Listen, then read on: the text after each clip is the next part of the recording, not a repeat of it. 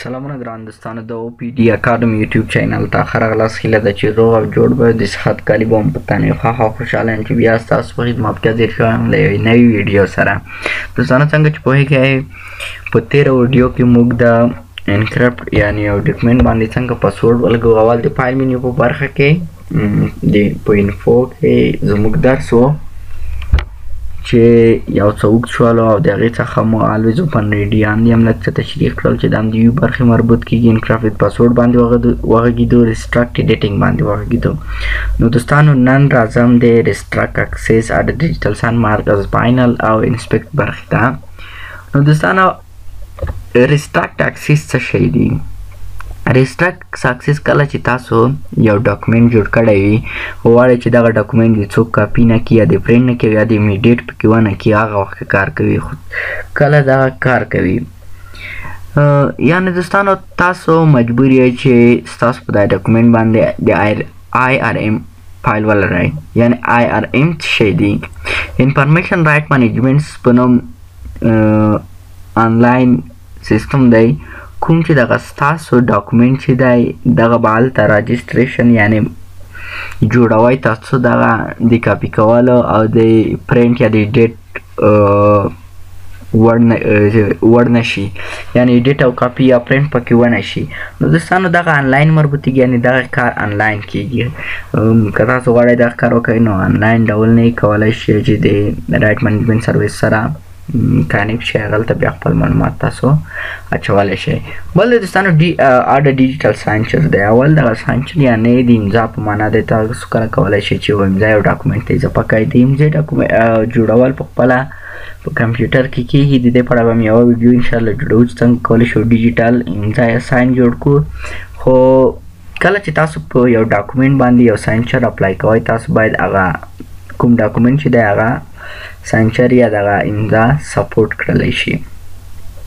بله برخه دا دوستانو مارکس فاینل دی. دا کوم د امنیت خاطر کوم خاص کاربرد نه لري یا کوم خاص کار نه کوي، فقط یو څه دا مسیج ورکوي چې کله تاسو دغه اپلای کوئ هغه نشئ کولی شئ، یعنې نور ایډیټ دا مسیج ورکوي چې تاسو دغه مه ایډیټ کوئ، دغه بیخي سرته رسېدلی یعنې ایډیټ پکې شوی دی، بیخي جوړ شوی دی، نور د ایډیټ وړ نه دی. نو دوستانو دغه یو څو برخې چې دي د پاسورډ او دغه د ریسټرکټ ایډیټینګ په اندازه کمې مهمې دي، یعنې مهمې برخې دغه دوی وي چې ومو لوستلې په ښه تشریح سره. بله برخه چې د دوستانو هغه د انسپیکټ ډاکومنټ برخه ده. ښه دوستانو د انسپیکټ ډاکومنټ برخه کې دوستانو لکه څنګه چې تاسو د نوم نه ښکاري before publishing this file be aware that it contains document properties in author's name. یعنې دوستانو انسپیکټ ډاکومنټ برخه کې موږ کولی شو یو څه په اړه تحقیق وکړو یا یو څه پیدا کړو چې په کوم ډاکومنټ کې یعنې څه شی موجود دی. اول هایډن ټیکسټ یعنې پټ څه پکې پټ شوي دي.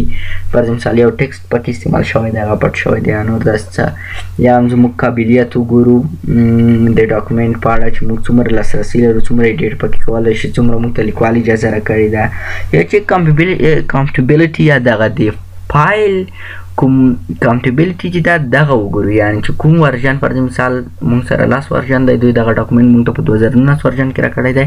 نو موږ چې کله کمپټیبلیټي کې چیک کوو هغه موږ ته راکوي چې کوم زمان ستاسو ورژن سره کار کوي کوم نه کوي، هغه بیا تاسو ته د یو لیست په ډول درکوي دوستانو. نو اوله برخه چې ده دوستانو دغه د انسپیکټ ډاکومنټ برخه چې ده دوستانو کله چې تاسو غواړئ یو ډاکومنټ کې انسپیکټ یعنې هغه وګورئ تحقیقات وکړئ، کله چې تاسو دغه اپشن کلیک وکړئ دوستان تاسو ته یو لیست درکوي. کله چې تاسو ته دغه لیست درکړو چې کوم ځای کې تاسو چیک مارک ولګوئ په هغې ځای کې فرض مثال تاسو ته دغه د ډاکومنټ دغه شي په اړه معلومات درکوي. اوس ما سره داسې ډاکومنټ نشته دوستانو چې یو څه د پکې هایډ ما د بل ځای نه راخیستی وي چې هغه زه وګورم، نو فقط تشریح کوم یې کامنټ ریویژن اینډ ورژنز. په دغه دوستانو باندې چې کوم کامنټونه شوي یعنې وروسته به مونږ کامنټ کړل هم وښیو، ریویژن ویژنز پکې شوي وي، یا بعضې مثال دوستانو په دغه کې ځینې ابجیکټ وي تصویرونه راوړل شوي وي پکې هایډ کړي وي هغه تاسو ته هایډ کولی شي، یا هم ځینې لینکونه چا پکې اچولی وي دغه لیکوال تاسو ته ډیټا درکړې ده هغه هم پکې خلی شي. انویزیبل کانټینټ نه لیدونکي د هغه چې دی کانټینټ یا داخلي مواد چې دی هیډرز او پوټرز دی واټر مارکس دی. هیډرز یعنی دوستانو چې عنوان برخه کې راځي، پوټرز یعنی د صفحې بیخ کې چې دغه په اړه معلومات کو، واټر مارکس یعنی دوستانو په دغه صفحه باندې یو مارک لګي، ځینې وخت دوی دا هم هایډ کړی نو د دې په اړه معلومات کیږي. دغه دوستانو په هغه وخت کې ضروري دي چې کله تاسو د یو چا لپاره یو اسناد امضا کوئ نو تاسو وګورئ چې یعنی ډیجیټل ساين کوئ، تاسو باید هغه چیک کړئ ټوله ډیټا چې داسې نه چې په دې کې ځینې پټ سامان اچول شوي وي چې هغه تاسو ته په راتلونکي خطر نه پیښ.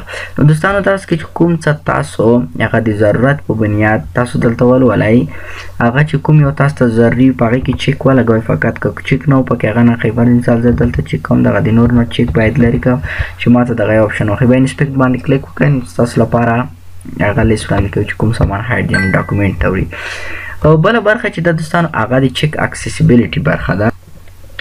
دوستانو د چیک اکسیسیبیلیټي برخه چې ده دغه تاسو ته دغه ښایي چې تاسو څومره صلاحیت لرئ په دغه ډاکومنټي ډیټ باندې. یعنی که په یو مثال کې وښیم ښه به واضح شي. کله چې تاسو ته یو څوک یو ډاکومنټ درکوي، فرض مثال یو لیکوال دی تاسو ته یو کتاب درکوي د کتلو په خاطر یا د چیک په خاطر، نو تاسو چې کله چیک اکسیسیبیلیټي ته راشئ وګورئ چې تاسو په دې باندې څومره صلاحیت دی ډیټ لرئ. مثال لیکوال دا بند کړی دی، تاسو په کتاب کې د حروف اضافه کوئ، یو څه پکې اضافه کړئ فقط، یعنی کمنټ کولی شئ په هغې کې، یعنې ډیټ پکې نشئ کولی یا هم پکې نور فارمټونه نشئ انزرټ کولی، نو هغه د چیک اکسیسیبیلیټي لارې کېږي. نو چې کله تاسو دلته راشئ نو دلته تاسو ته ښایي چې تاسو باندې څومره اکسس لرئ. خو ځان دغه فایل ما هېڅ یعنې ایډیټ کړی نه دی نو نه یې ښیي. نو کله چې تاسو ته یو څوک فایل درکړي هغه ځای کې تاسو کولی شئ ترې استفاده وکړئ او چیک یې کړئ. بل دوستانو د چیک کاونټیبلیټي برخه ده.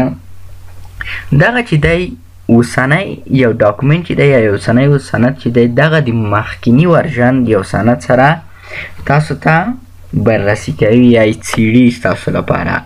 او په هغه صورت کې دوستانو فرض مثال چې تاسو ته یو 2019 ورژن کې یو فارمټ ایډیټ شوی دی، تاسو ته یو چا درکړل نو تاسو 2010 ورژن استعمالوئ.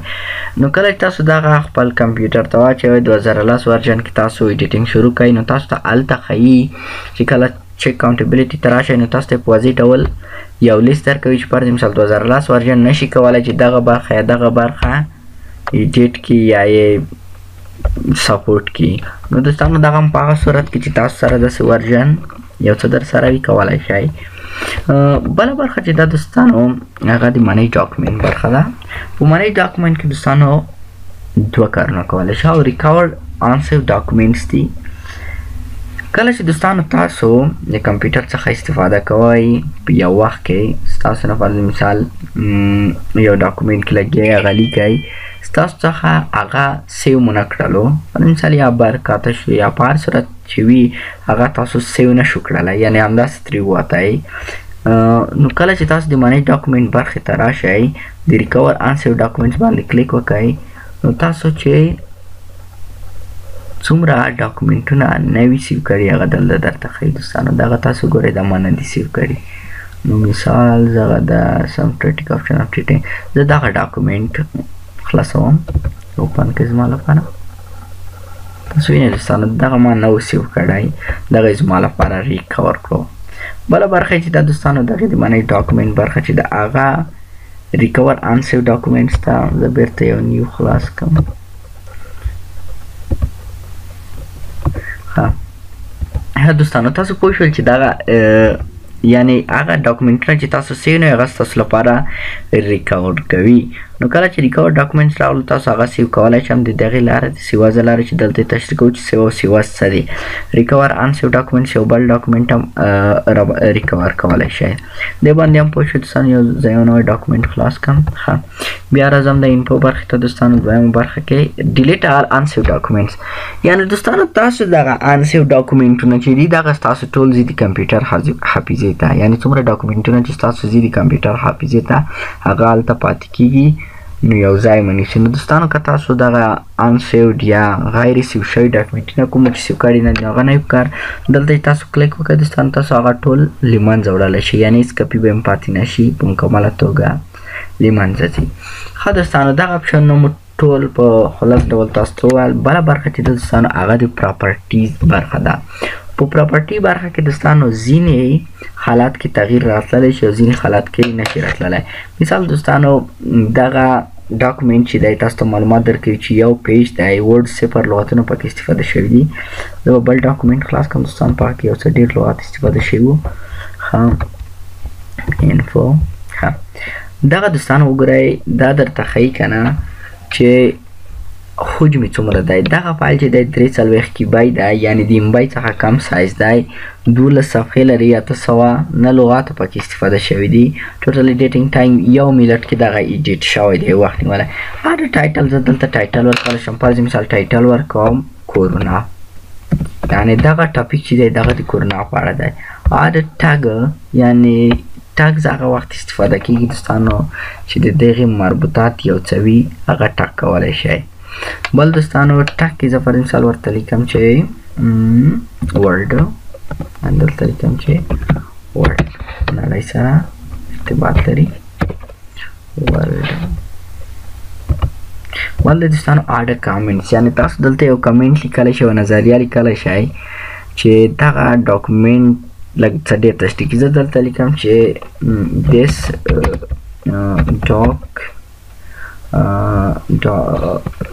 document is only for school students.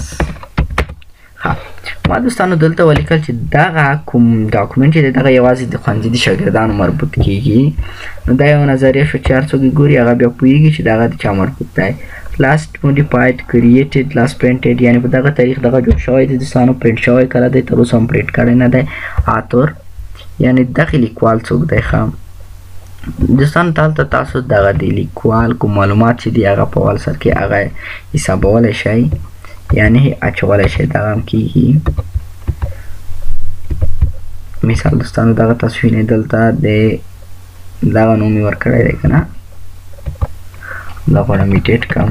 مثال دلته دغه نوم ورکوم. دغه اوس د دوستانو دغه ځای څخه نه ایډیټ کېږي. نو زه مجبور یم دوستانو دغه د آپشنز په برخه کې د ډاکومنټ لپاره ایډیټ کړم چې د هغې په اړه به هم دوستانو خبرې وکړو. خو دوستان دلته چې تاسو کوم ایډیټ کوئ په مثال زه هغه ورکوم چې احمد لیکوال یې احمد دی. دغه دوه لیکوالان شول. اډ تر تاسو دلته بله هم اضافه کولی شئ. دغه دی دوستان د وینډوز له طرفه راځي یعنې دغه هم په یو طریقه سره ایډیټ کېږي چې دغې طریقه به هم بیا وګورو تاسو ته وښیم. ما نه ده تر اوسه چک کړی خو دوستانو دغې په اړه مو تاسو ته معلومات درکړم. دلته تاسو یو بل لیکوال هم اضافه کولی شئ. نو دوستانو دغه وه د ډاکومنټ یا هم د فایل مینیو کې د انفو برخه دوستانو چې تاسو ته مو تشریح کړله. له توجه او له ویډیو کتلو څخه هم دوستانو ډېره مننه. خوښ او آباد اوسئ. انشاءالله په بله ویډیو کې به چې د ویډیو حجم زیات نه شي داسې درس خوندی ځای پای ته رسوو. بله ویډیو کې دوستان د سیواز پرنټ که وخت و د پرنټ په اړه به هم خبرې وکړو. نو دوستان نورو موضوعګانو په نورو ویډیو کې تعقیب کړئ. نظریات انتقادات مو د کمنټ په برخه کې را سره شریک کړئ. که زموږ چینل ته نوي راغلی چینل هم د سره سبسکرایب کړئ تر څو زموږ له نوي ویډیوګانو څخه خبر اوسئ. بیا هم